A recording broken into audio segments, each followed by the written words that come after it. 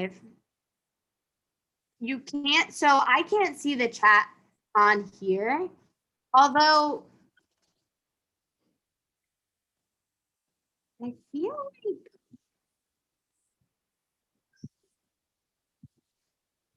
you'll have to tell me what everybody's saying. I'll just do that. I keep it split screen. I feel like there might be a way to see the chat from Zoom, but I haven't figured it out. So I just split screen it because that's easier than trying to figure it out. And that's my role lately. I'm like, could I do it? Yes, probably. Would it be worth the time and effort? No, probably not. I figure like in technology, I am on computers all day at work. So when I come home, I notice myself like turning off stuff and my brain's like, girl, you're not trying to learn anything new. So when we do the podcast and stuff, like Michael's in charge of that because I'm not trying to be messing around with technology after work hours. I'm like, yep. I'm exactly the same. And it's funny because first I'm going to post this while we're chatting so people know. But I'm the same way. And I literally only realized it like maybe this week, Yesenia, that I was like, I love doing these interviews, but I'm never excited to get back on Zoom. And I was like, why do other people like seem excited? Like my friends, some of my friends like still do trivia every week and they're like, come join us. And I'm like, the last thing I want to do when I get out of work is go back on Zoom. yeah. But like literally the last 2 days was like, oh wait, most people probably aren't on Zoom or the computer as much as like I'm literally 8 to 5 or 6 straight through. So I'm like, I don't want to be on the computer more than I need to be. Because we're associating like Zoom or MS Teams or anything with that kind of feature with work. And we're like, check out people, everything. And not that you don't have like, I'm not trying to speak for you, but not like you're like exhausted talking to people because your profession and stuff, that's what you do all day. But it's like our is set to be like, this is work. We're exactly turning that off and being like, wait, this is for fun. I'm actually doing this because I want to, not because I have to. Exactly. I feel bad because I'm like, listen, I want to talk to you. It's not like I don't want to see you. I just don't want to look at my screen. So like, let's do a phone call or like, if you really want to Zoom, I will, but like, I'm not going to be staring at the screen. I'll probably like be doing laundry or whatever I need to do. But it's nice to start to hear other people who are saying that because I think, I don't know, a lot of my friends aren't in that boat. So I was like, why am I so reluctant to get onto Zoom? Like, am I being antisocial? Like, what? No.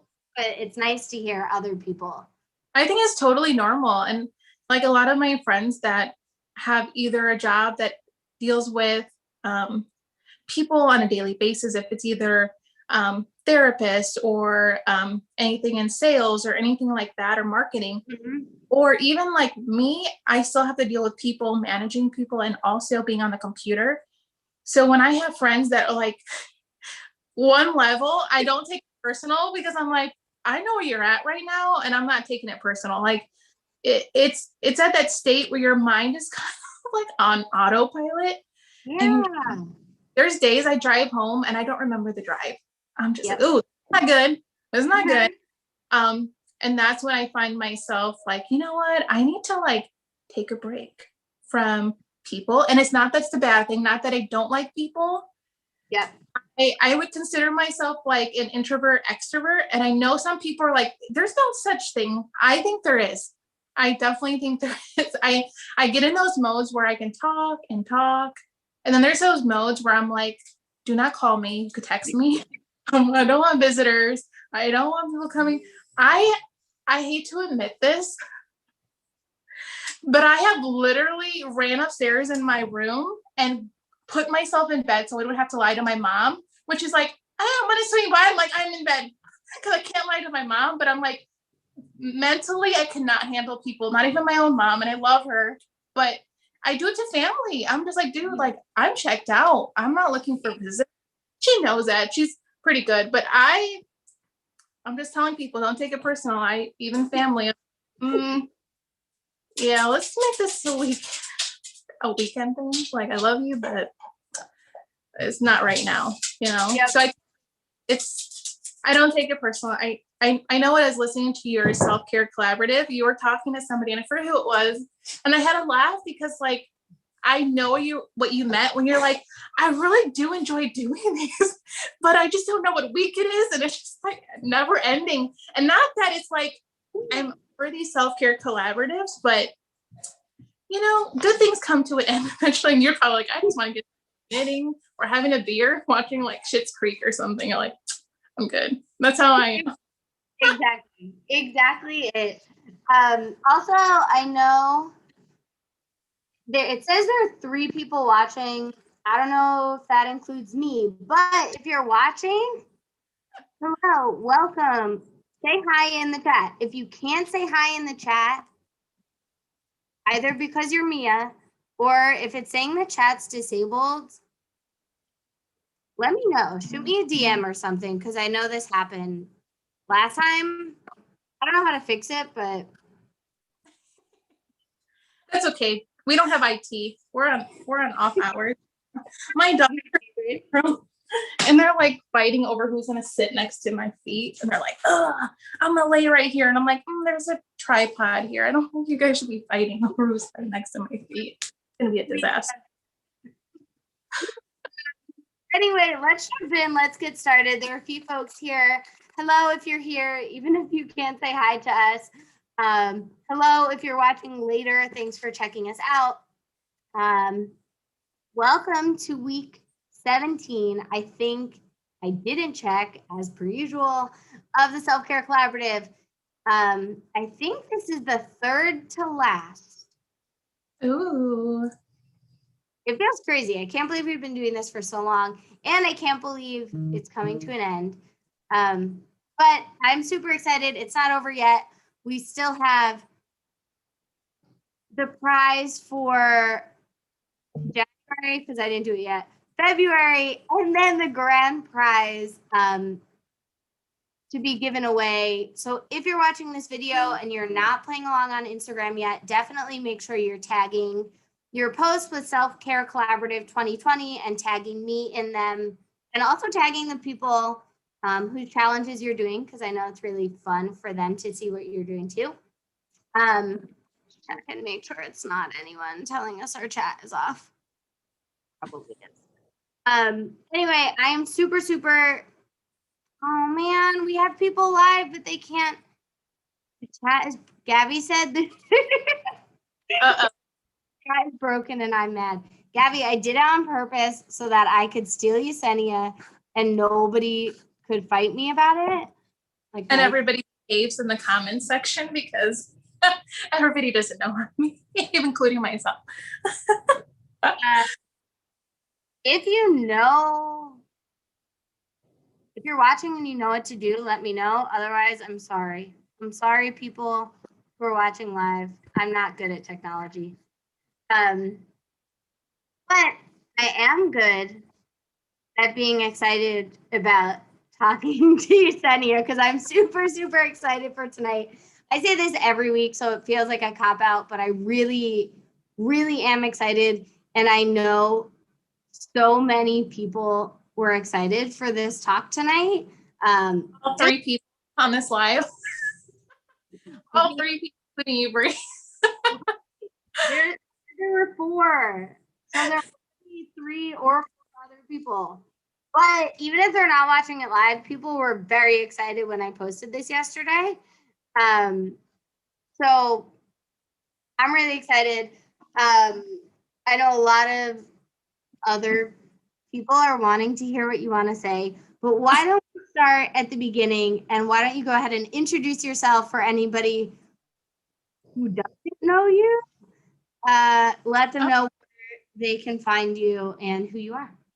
All right, I'm sorry, everybody. I feel like there's like fuzzies all over my face. You knit with mohair, you feel like your whole face is covered in yarn. Hi, I'm Yesenia of Senia Studio. I am the creator behind everything knit and crochet and jewelry related.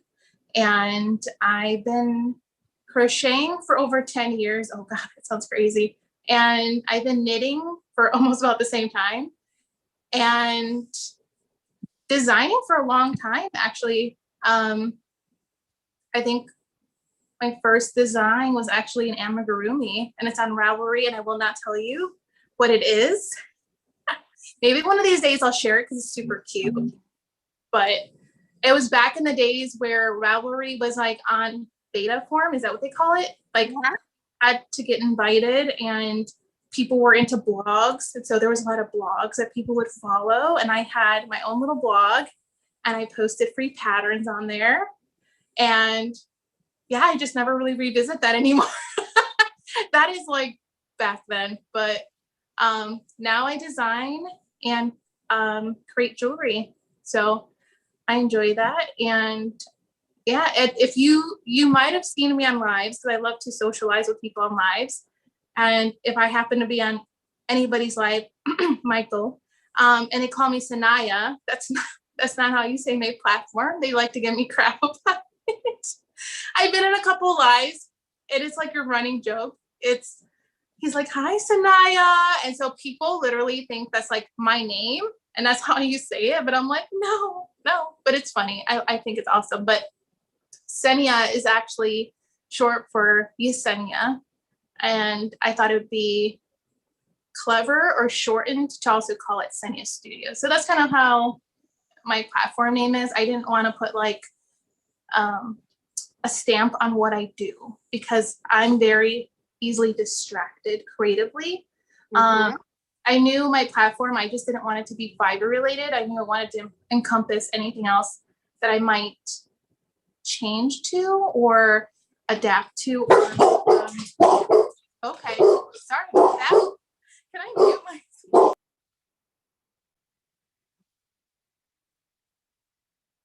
I think it's rude to have pets nearby and not show the pets.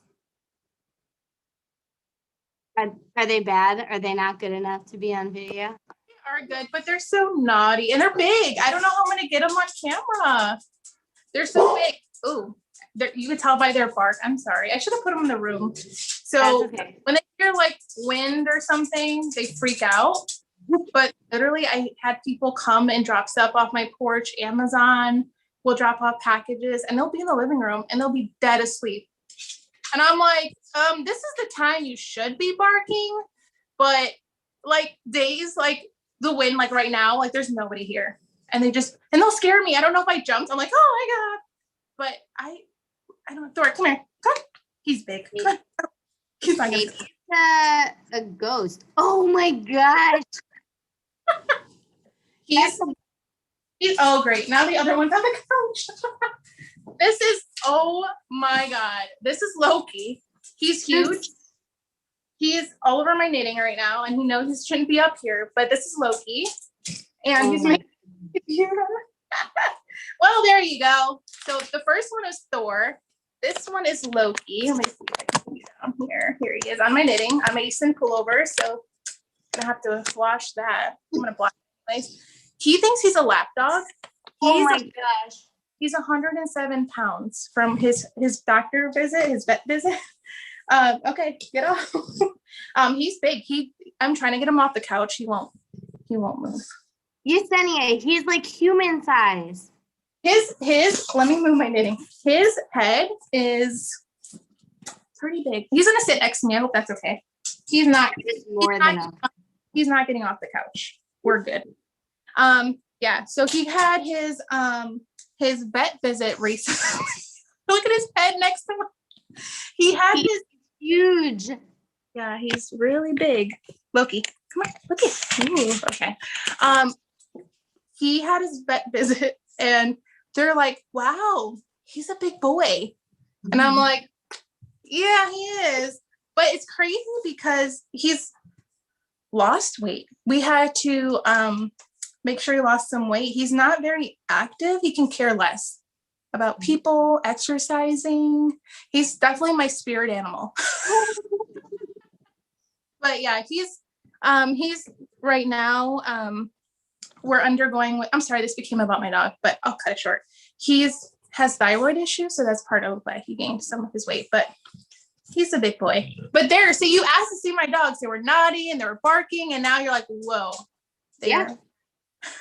Well, they're happy now. So I think really they were barking because they wanted to be on camera is what happened. So now they're good. Yeah. I totally forgot what I was talking about because they started going crazy, and now he's on the soap. You were talking a little bit about your brand and how you started. Oh, yeah. Like, oh, that was so smart to not pigeonhole yourself into one thing, because I think I can relate to some of that like creative distractibility. And I'm like, oh, I want to do so many things. But my name is Knits. And so that's kind of funny. But I'm curious, I did not know, Yesenia, that you had been making and designing for so long. So tell me how, sorry. Okay. How you started crocheting, how you got into jewelry, how you got into designing, like what that journey looked like for you. Yeah. So I learned to crochet from my mom. So I think I was around, I want to say I was 10 when I learned to crochet. I had an older brother, so we were very into video games at the time, like back with Game Boy and Nintendo 64, dating myself. And we used to play all the time with my brother because like he didn't have any brothers, just sisters. So we played with him. He needed somebody to play with. So we played all the time. And my mom was just like, yeah, you guys just got to do other things than play video games and whatnot. So she taught me and my sister how to crochet. And I remember my first crochet project was a doll blanket. It's just like a glorified swatch pretty much. But I was like, oh, this is awesome. It's a blanket. And then after that, I actually made my first purse. And I wish I kept it. I want to say it was like over 7 or 8 years ago. I gave it away. And I kicked myself because I seen lives where people still have their first make. I might have a picture, but it was a little turquoise purse with fringe on it. And I made a strap and I hung my Smuckers chapstick off of it. It was the shit. If you don't know what Smuckers were, I wish they would come back. I mean, Mom came back, so Smuckers, are they still around? I don't know, but I'm gonna look it up after this. I know Tamagotchis are back, and that was the shit too. So, yeah. Wow, I'm going random tangents. First, like design, I literally learned how to crochet in the round, and I made it, and I was like, oh, that's good. I didn't know how to read patterns. I started creating things just boop, boop, boop. And I didn't do it with the pattern. And then, I was 10, so I got distracted. That didn't last very long. I picked it up again when I was like in my teens or like later teens. And I got really into amigurumi. I don't know how I ran into it. I think at the time, Flickr was a thing. That was like a sharing site where people like linked it to their blogs. And I seen images of amigurumi. And I was like, what is this? And I fell down a hole. And I learned how my mom showed me how to read charts, crochet charts. And I looked at Japanese patterns and started making Japanese amigurumi. And then I designed my first amigurumi. So when I wrote it on my blog, I'm pretty sure if I was to reread it, I was like, whoa, that doesn't make any sense. But people literally made it. I would have to screenshot some of the amigurumis that people made from my design. And I was stoked. I'm like, this is awesome. I made a few more designs. And then after that, I was done with fiber for a while. I was a teen. I was about going out and working and doing all that stuff. So there was like a period of my life where fiber wasn't in there. It was not a lifestyle, I guess you would say, like now it's a lifestyle. I'm getting really comfortable. It wasn't a lifestyle for me. It was just something I learned, and I did some things with it, designed some things, and then moved on. And I want to say maybe, I don't know, maybe 8, 10 years ago. No, maybe more like 8 years ago. I picked it up and I was doing it, and it became more of like a lifestyle. And I was like, I like this. And it's crazy when you don't do something for a long time and then you pick it up, you're like, I'm not going to remember how to do this. And I'm like, whoa, okay. It's like still there in the back of your head. And so I started doing it, and I haven't put it down since. And I just found Instagram and found this community and found friends like you and other people, and just, it's a whole new world. I mean, I've met people in person through Instagram, which some of my friends are like, you're like human trafficking is a thing. Like, you're crazy. But I was like fearless. I was like, they're not going to take my ass. Like, oh, I'm not sure if I can say that. They're not going to take me. I met so many people through like stitch up events and our Make Your Life, and just randomly like met people and met up with. And yeah, this platform is now where I'm at. Now it's a lifestyle. So that's where it started, and this is where I'm at now, if that makes sense. Like, do you ever think, or maybe you thought about this before, like what changed when you picked it up 8-10 years ago and it became a bigger part of your life? Yeah, I think at the time, so I'm also licensed esthetician, and at the time, wow, this is not so beautiful. You need to get your behind down, sir. I think that's the best thing. It wasn't like, at the time I was working 2 jobs. I was a workaholic.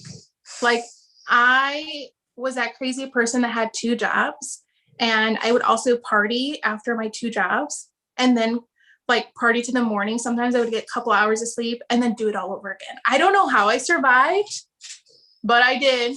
And it kind of got to a while. I was doing 2 jobs for like close to 7 years, 8 years. And it took a toll on me. I was pretty much like, whoa, I'm exhausted. I can't keep on doing this.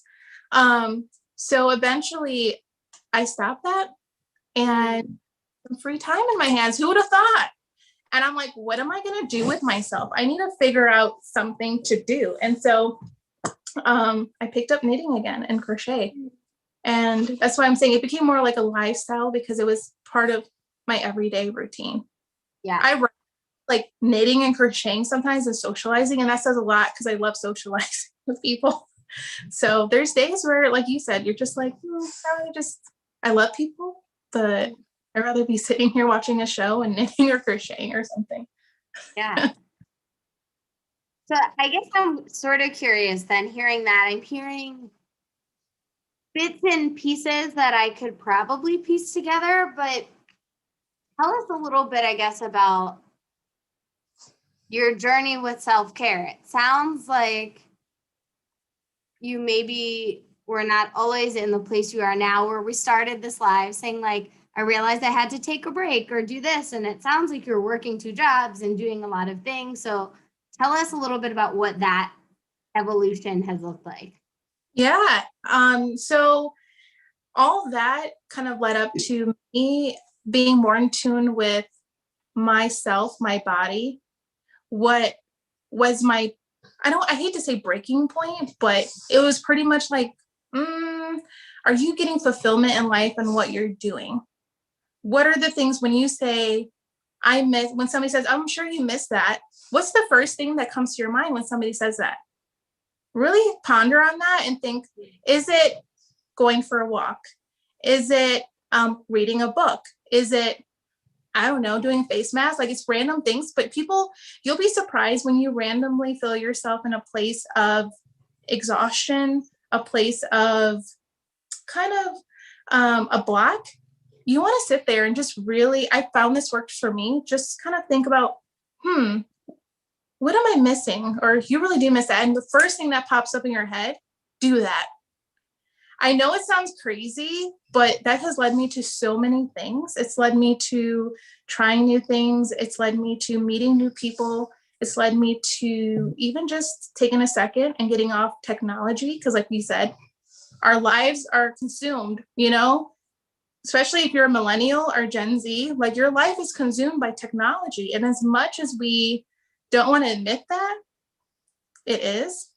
And I spoke about it in the podcast on the 3 Bad Stitches, but I personally like to print my patterns out because it gives me a chance to scribble on it, write things down, write my thoughts, notes, and also it prevents me from picking up my phone to check the PDF version of the pattern, because you can easily see those notifications pop up and you go, oh, Bree commented on my picture, and click on it and start chatting it up. And the next thing you know, you're down in the DMs, you're down on Reels, and you're on TikTok and watching people eat snacks. And you're like, and then realize like 4 hours of your life has passed and wonder why you still haven't finished your whips that you started.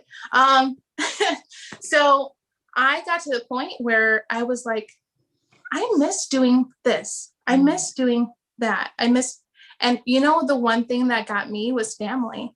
I was like, I miss my family. I don't really see my family. I see one of my coworkers, but I miss my family. So I'm in a huge like Latin family, and our families would have get-togethers, and like they would have a great time. And I think you're Italian, right? So family gatherings, they would cause any reason to drink or socialize, or cause like a party. And I was missing that. I was missing just my family and laughing. And so me getting rid of one of my jobs, which was me weighing which one was more beneficial at the time in my life, and I had more time for those things. So I realized when, like you said, like what made me think that was crazy and one of my 2 jobs was done and knitting and crochet became my lifestyle, is I started thinking about things I miss doing. I miss, designing. I miss picking up fiber and making things for myself and family. Those were the things I enjoy doing, jewelry and stuff. So I was able to do that once I was cutting things out of my life that wasn't bringing me joy. That makes sense. Yeah. I really like that too, Yesenia, because I think sometimes when people think about self-care or like or mental health or whatever, people think about like feeling good. Like the goal is to feel happy or like do something that makes you feel happy. And it like there's a slight difference in what you're saying. That's like the goal is not trying to feel happy. The goal is finding the thing that makes you feel fulfilled.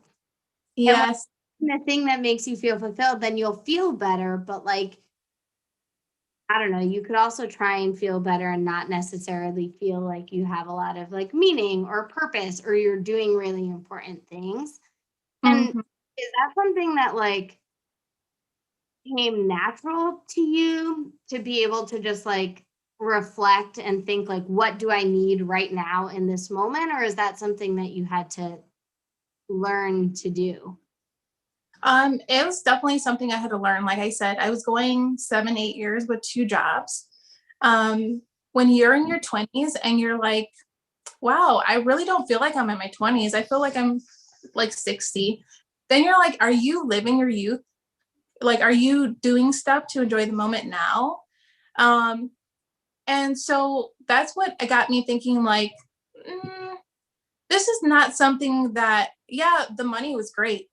I was making money, all that, but I was at a point in my life that I wasn't also responsible. I wasn't saving things. I wasn't like putting my priorities straight. And so was I doing all the things for the right reasons and purposes? No. So being able to like knit and crochet and do fiber, I enjoy it. I know some people are like, wow, I didn't know you designed. And I'm like, because I am a different type of designer. I design when the inspiration hits me.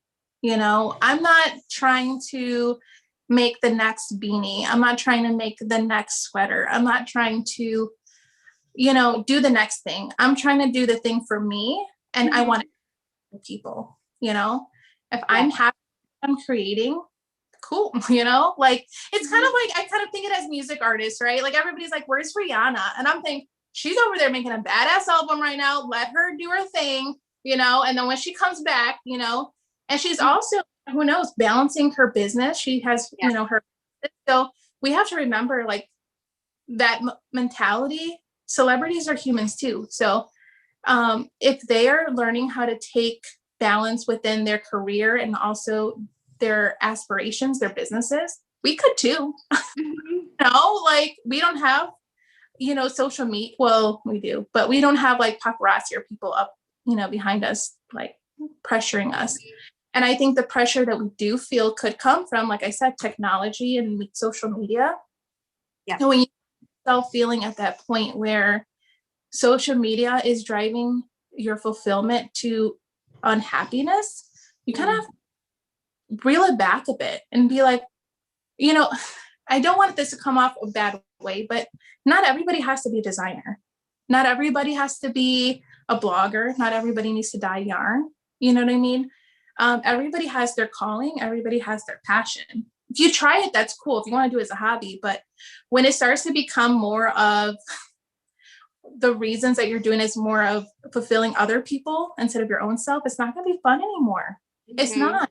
And so I like to design when I say design, it's either jewelry or, fiber, when I feel like the motivation strikes, because I will know too if it's not something I'm happy with. You want to put out your best stuff, right? People will know.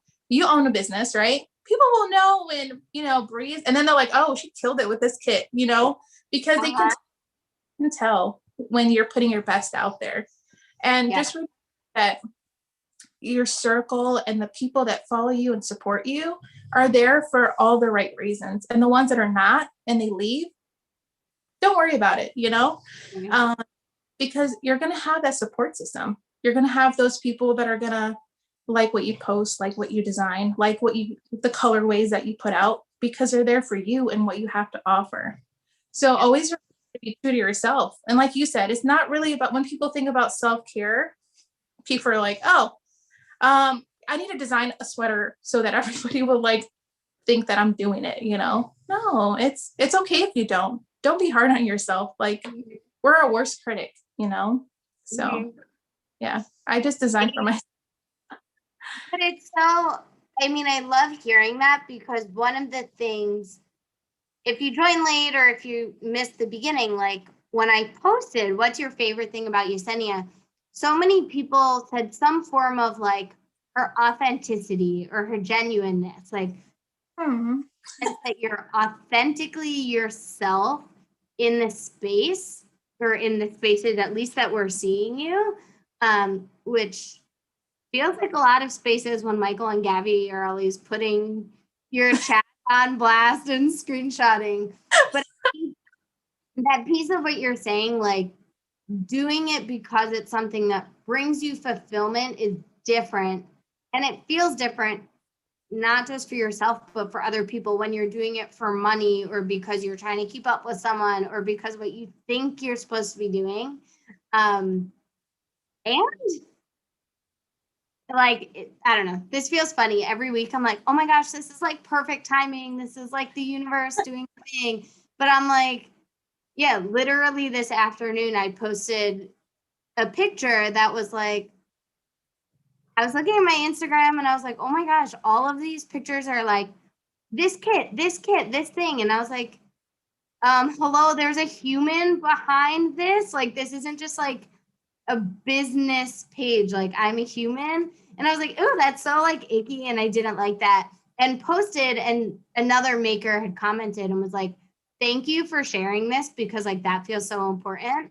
And I was like, yeah, like it felt important to do. I'll probably lose some followers, but like whatever. But I love what you're saying. It reminds me of what I think Marissa said it. Some other people have said it, that like, if you're doing it because you're being authentic, you're going to find your people. If you're doing it for numbers, you're going to be playing a dangerous game, trying to fulfill your followers, like you said, rather than doing something that fulfills yourself, and people will find joy in that. Like, I don't know, I get happy when I see other people doing their thing. Yeah. And happy and in it. I'm not happy when I see people like burnt out and exhausted and like doing the thing they think they're supposed to do. And it's really hard when you're a business, and I'm sure you know this. And so, you're talking a little bit about like some challenges with like technology and social media. How do you deal with some of those challenges and pressures? Is it easy for you to be like, whatever, I'm just gonna wait until inspiration strikes? Or do you feel some of that pressure of like, oh, I'm not doing enough, or I could be doing this? Or Yeah. No, that's a good question. Okay. I would be lying if I said, and I sat here and said, none of this stuff like bothers me and it doesn't really matter, because that would be a complete lie. Because I'm that person that was like, what do I got to do so that people like my picture? And then it was like, you start looking at your algorithms like, oh, okay, you need to comment on 600 people's stuff, share 300 people's stories, make 200 DMs. And like, there's like a recipe. It almost felt robotic, right? And it's like, give up your firstborn child, like if I had one, and like sacrifice something in order to get likes, you know what I mean? And it got to the point where it's like, what's the next thing that Instagram's about? What's the next thing I have to be on? Reels, okay, and it became like exhausting. I have a full-time job, but I also like, I say my business is my full-time job. I don't like to say it's my side hustle or my side thing, because let's be honest, like side pieces are not very long-term, right? I want my business to be my main boo. So I had to take my business serious like I took my full-time job, So when you take that serious, you can start realizing that whatever, like you said, you were like, oh, I was finding myself sharing all these kits and I was like, what am I doing?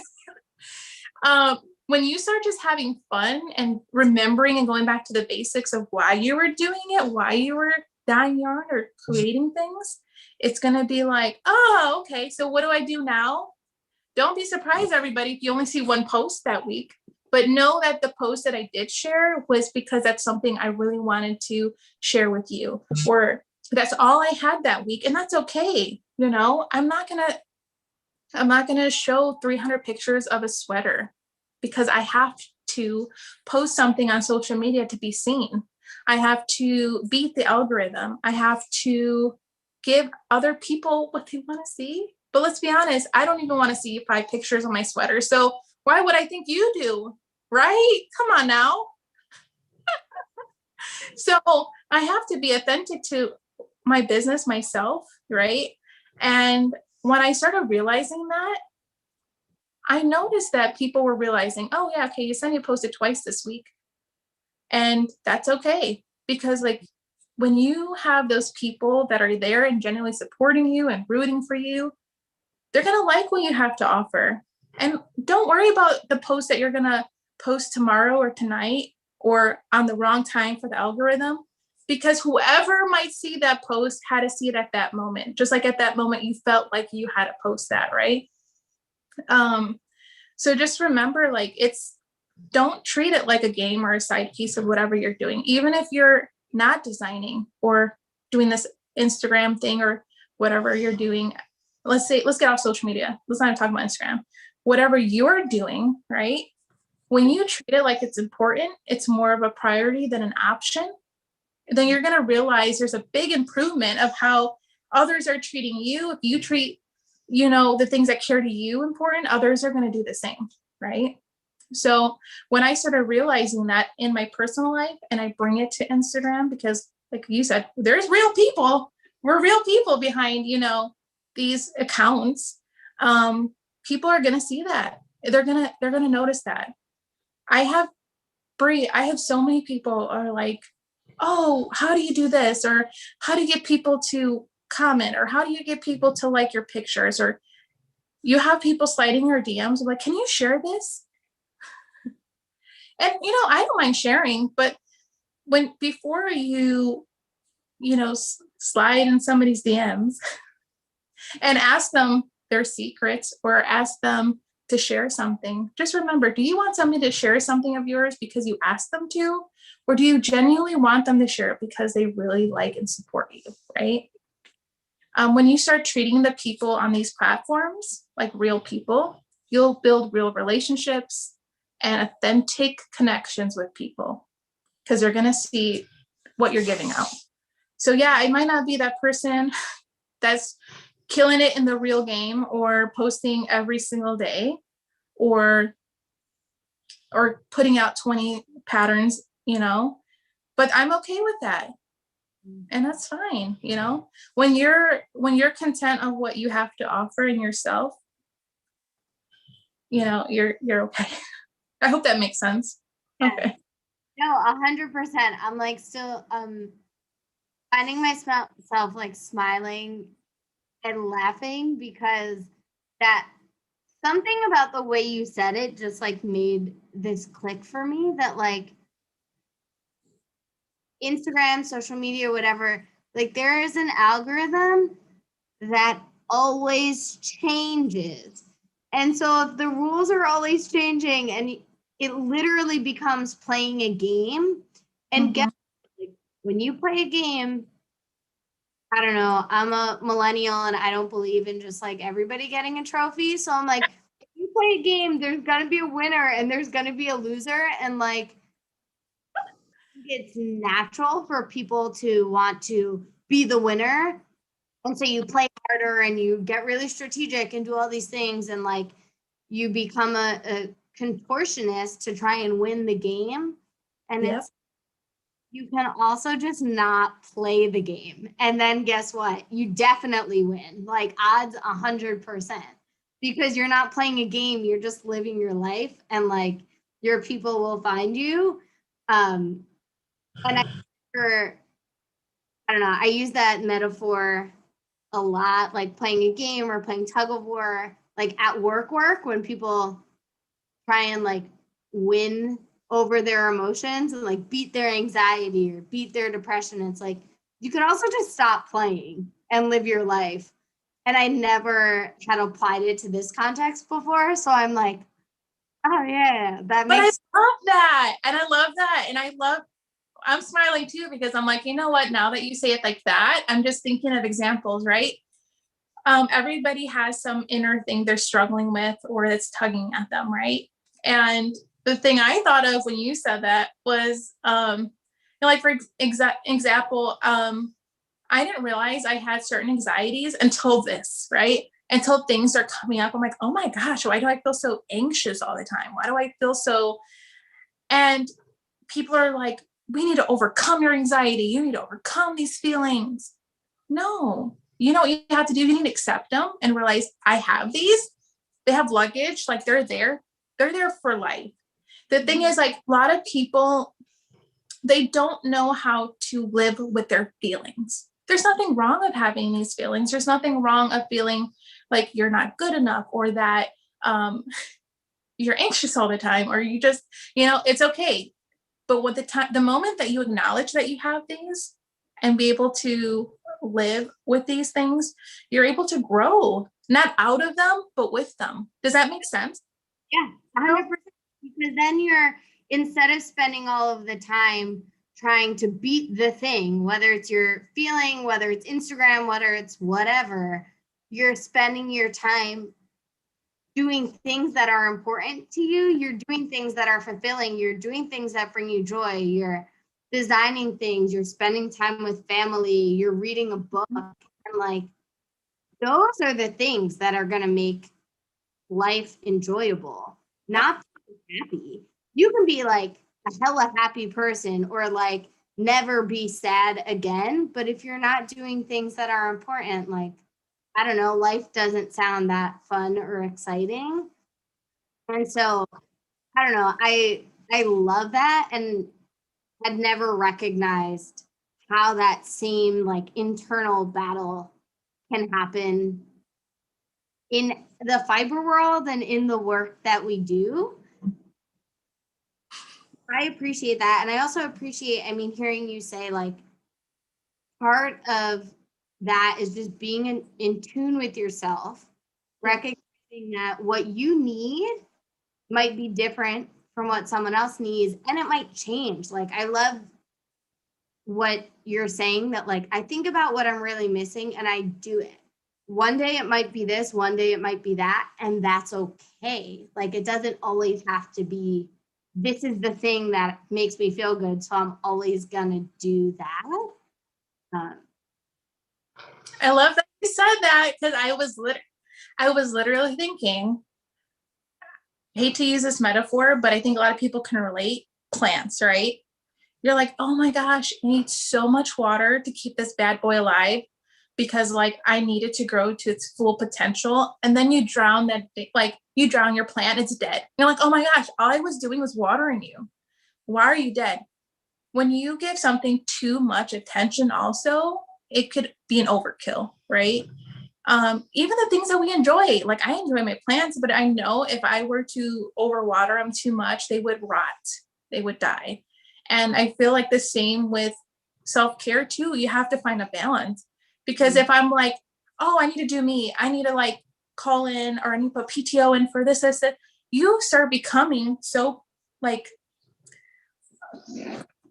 content, I guess is a good word, content in the place where you don't feel like you have to do anything at that point. And that could easily shift to depression. I've been there, I've been depressed. I've been to a point where, I would work, come home. Sometimes I wouldn't even eat, and I sleep and do it all over again. And all of a sudden, and sometimes people get so dark that it's hard to get out of there. And some people wouldn't even recognize that. Trust me, I've been through things where I'm surprised myself that I've caught that and got out of those places, right? When you don't find a purpose and you don't do the things that matter to you, you can go the opposite way too, right? So it's all about finding balance, like you said, and it comes with the same. I know we're on, social media, and that's how we connected, but it's the same with Instagram. Don't worry about algorithms or designing the next thing or the next colorway. Just do what inspires you, because people will see that. We will see that. I'm excited this year because I've been testing. We're both testing Chelsea's, Palmier knits top. I have it on the side now because the dogs took over. I love that. That's a form of self-care. I love testing because I get to connect with people. I get to the place where I'm okay. I'm going to use my stash yarn. I'm going to do this. Meet new people. You get out of your comfort zone. And I'm finding balance now that I have set a balance of, okay, I'm only testing X amount of things. Next month, I'm going to take a break. And I find people that keep me accountable. I have a couple friends saying, okay, I'm only testing this. Keep me accountable because I need a design. And so my thing for everybody that's listening is find that circle that keeps you accountable, because we're sometimes really also hard on ourselves, but we're also really easy on ourselves too. You know what I mean? You're like, I'll just have 2 cookies, and then you ate the whole row of Oreos, and you're like, whoa, I did that.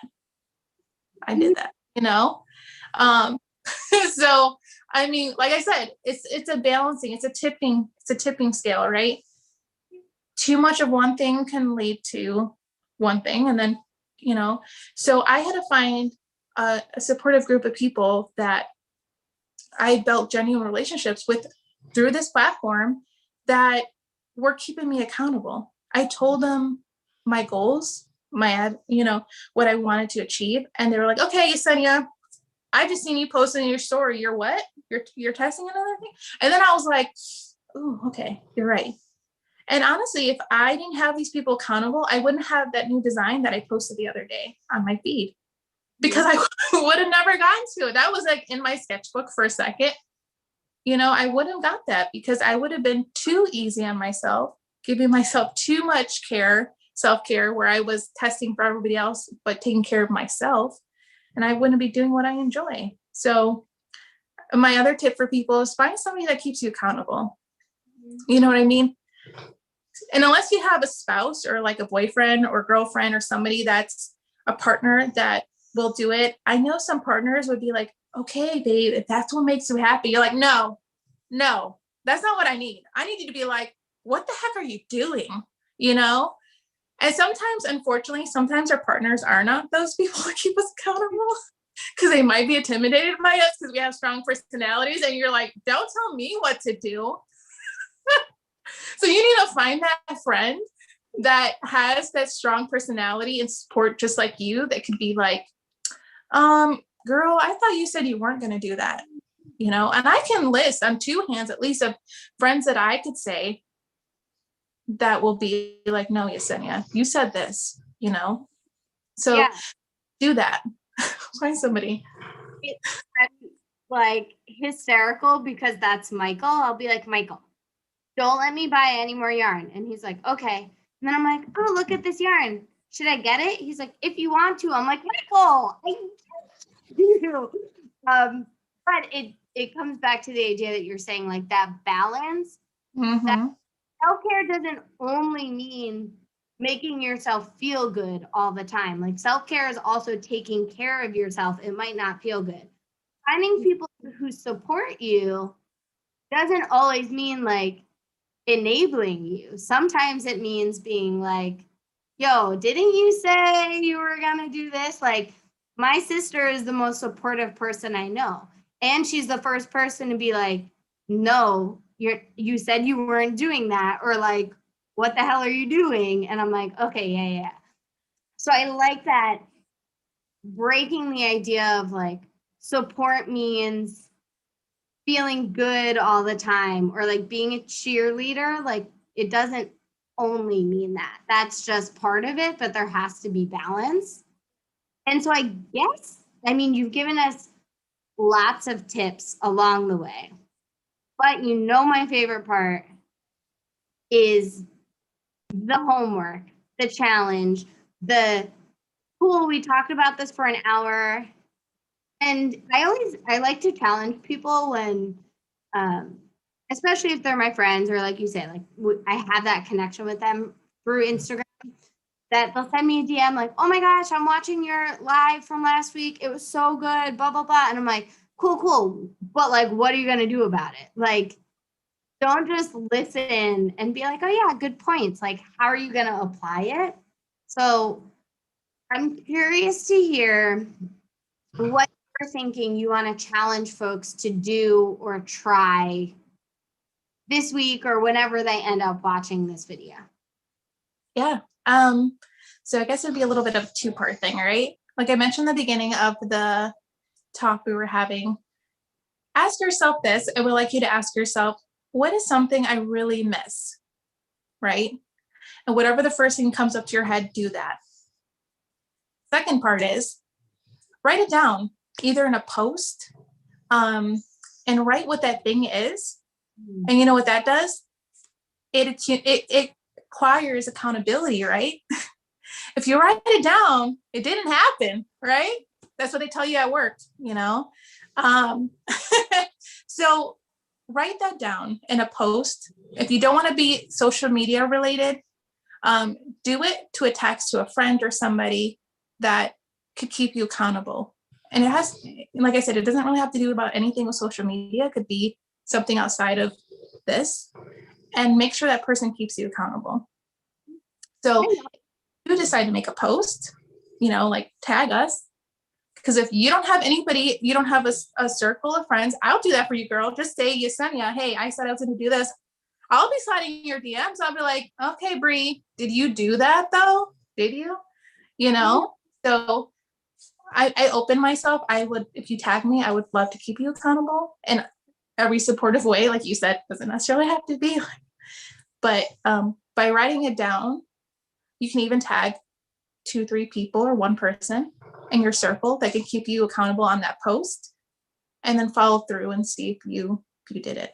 Does that make sense? Okay. I love that, because I think there's also a piece of like, when you write something down, yes, like it makes it available for other people to keep you accountable, but it's also different. I don't know, people say this all the time, like, I don't want to say it out loud because then it makes it real, right? Like when it's in your head, it's not real yet. Even if you say it out loud to yourself, like something happens that's like, oh shit, this is real. Like I told myself I wasn't going to do that. And so it also helps you keep yourself accountable, not in like a rigid, like, oh, I said I was going to do this, so I can't be flexible, but like tapping into why you wanted to do it. Like, well, I said I want to do this because I really miss this. It's going to be motivating you to do it rather than just like doing it because someone else was like, oh, you said you were going to do this. It helps you tap into why did you want to do that in the first place. So I love that idea. You know, I'm all about the two-part challenges because we're in week 17 here, people. This is like we did the 101 course. This is like the 102. We're like next level here. I know. Yeah. And this is a two-part thing. You're like, dang, you're asking for so much, Yesenia. But you know, it's funny that you mentioned that where people have that, oh, well, you said you were going to do this.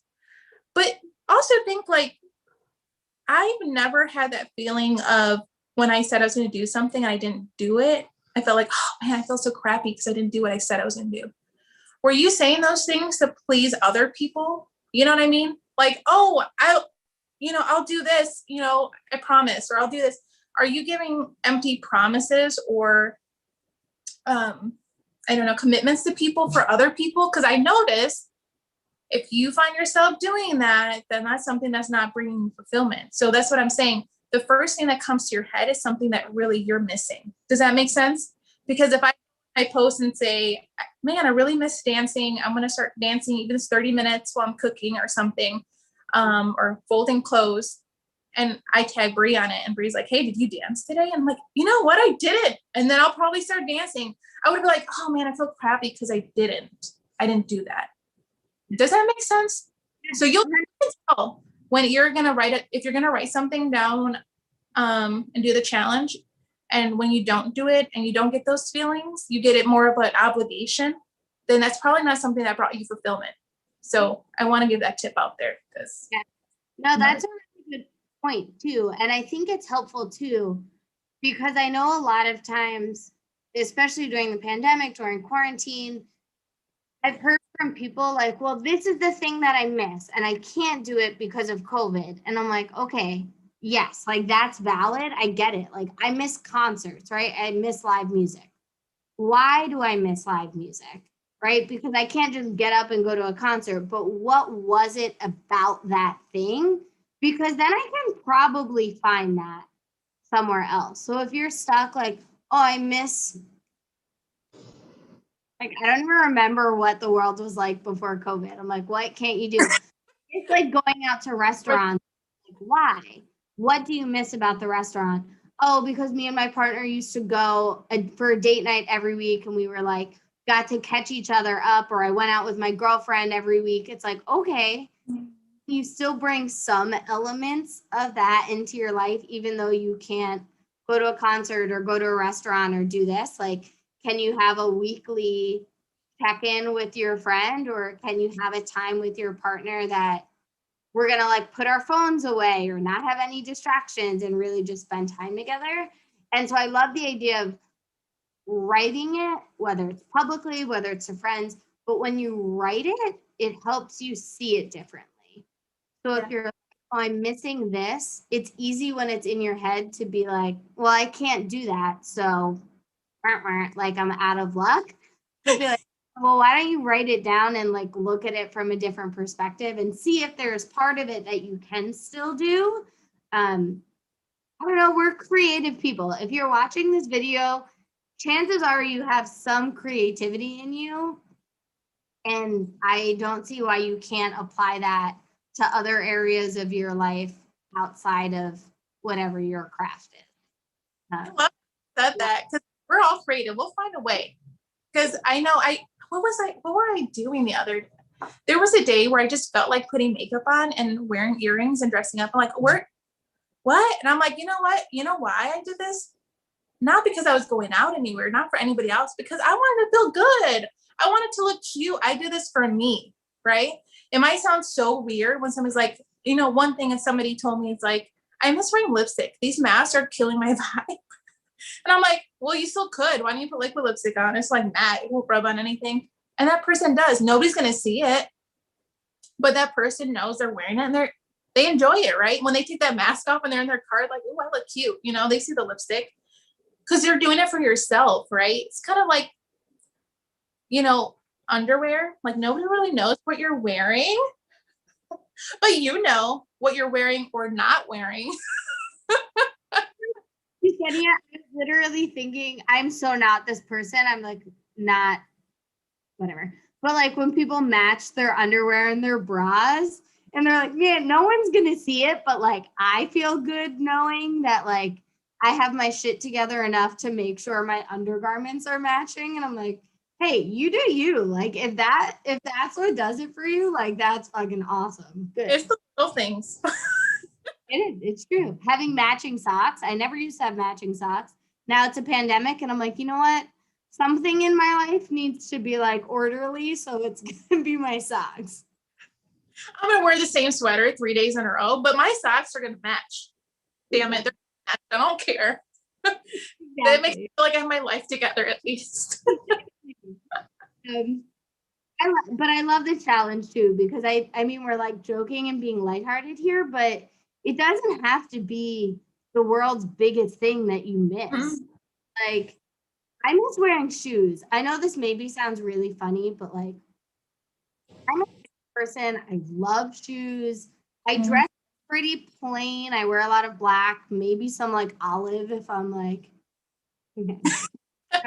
Crazy. So like my shoes are always where I express myself. And just my birthday, and so my family all got, I have tiny feet, so it's hard to get shoes. So my family all got me shoes, and I was so excited. And then I was like so sad because I was like, I don't wear shoes. I don't go anywhere. Like I work from home. And like I love this challenge because I'm like, I'm just gonna wear shoes one day. Like it doesn't need to be, I don't know, like some monumental, profound thing. It can be a tiny thing that you miss doing.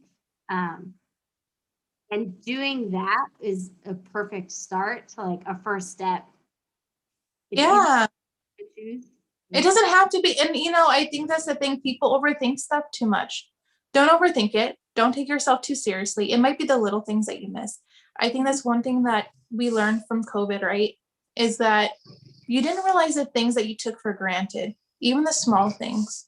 And when you scale it back and really think about those small things that brought you fulfillment and you took for granted, you know, it's fine. Girl, wear those shoes in the house. At least you're not going to get dirty. You're not going to step on dog shit. Like, wear those shoes, you know, put them on. And it's like me. I see people that tag me wearing my jewelry on Instagram, and I love it. I love it. I know they're working from home. They might be on an MS Teams call, but they're wearing those earrings and they look cute, right? Or they might not even be on a call, but they're wearing the earrings because they felt like they wanted to get up that morning and feel good.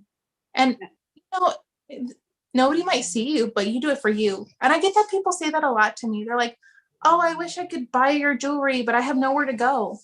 But, you know, it's okay. You don't have to go anywhere. You don't.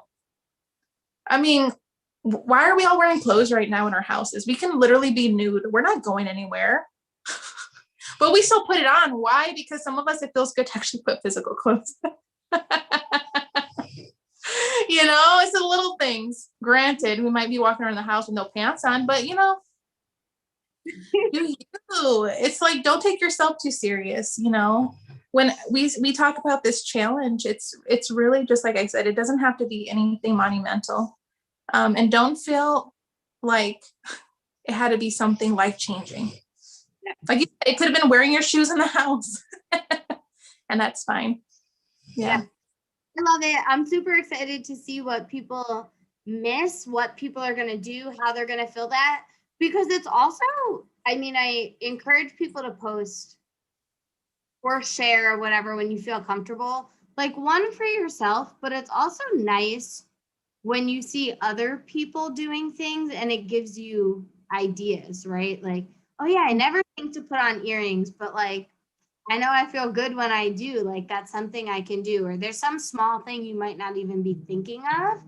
And so if you're posting and using the hashtag, and if you haven't done it yet, like sometimes I just go through the hashtag because it's nice to see other people working on themselves. It's nice to know like you're not the only one doing it. And I don't know, I don't think I'm alone in getting joy when other people are doing things that make them happy. Like that makes me happy. And so I suppose I'm excited to see what you're going to do. I know Yesenia is excited. I'm also so grateful, Yesenia. Like this was so much fun. Started this by saying like I do enough Zoom and I don't get excited being on Zoom, but like I'm genuinely excited and I can say from the bottom of my heart that like this was enjoyable, informative, like my cheeks kind of hurt from smiling so much.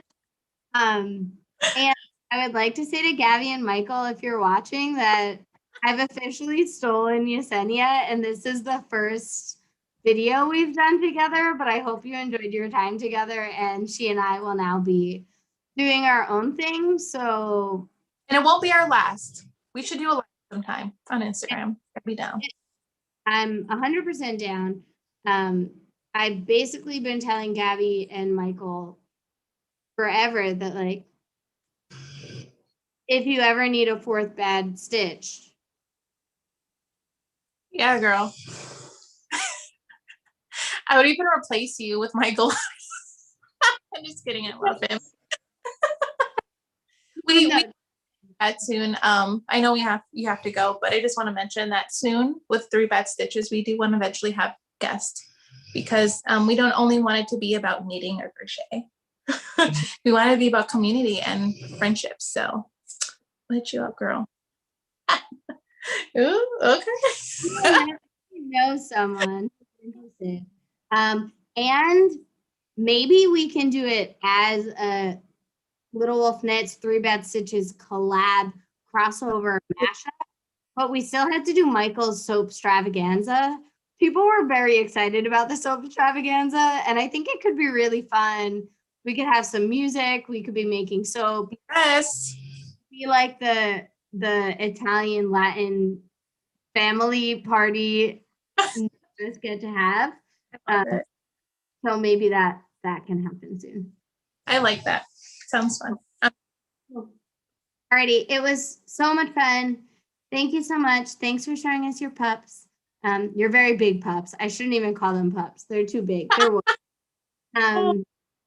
and I'm so grateful, like not just for you being on this video tonight, but knowing you, I know I'm not the only person who feels that way based off the post I shared yesterday. I'm grateful for you bringing yourself into your spaces so we get a chance to know who you are and spend time with you. And